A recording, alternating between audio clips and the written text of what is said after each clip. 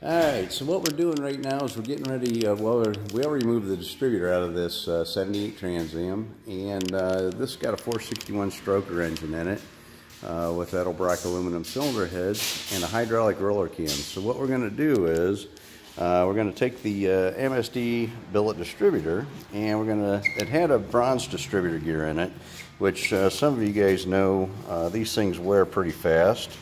So we're going to replace the bronze distributor gear with a polymer gear, and we buy these from BOP Engineering.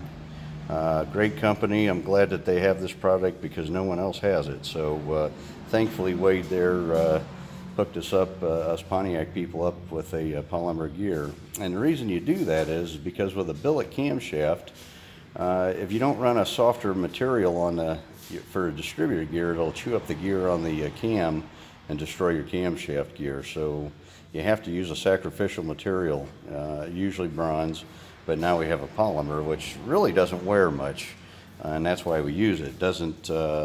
These only last roughly on the street, they'll last, some guys will argue, but it's roughly around 7,000–8,000 miles, and you have to replace them, not to mention as they deteriorate, that gets in your oil.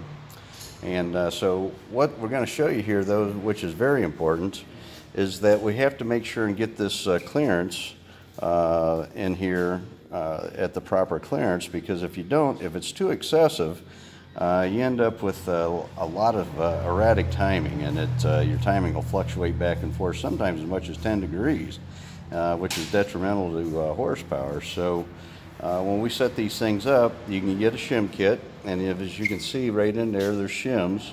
And so what we do is we shim this, and the tolerance is anywhere from 7 to 17. I usually set them at a little on the loose side, so around 15–17 thousandths. Go ahead and stick that feeler gauge in there, Luke, so we can show them how we do this. So what you're doing is you're measuring that gap in between the housing and that shim that we put in there to take up the slop. And you can see we use quite a bit of shim in this one. And this one here we have it 17, oh, this thing isn't focusing. So there we go, 17 thousandths. And so what that does is it allows you to set your timing more accurately. The engine will make a little bit more horsepower because the timing's not bouncing all around. And the engine will actually run a little bit cooler too and smoother.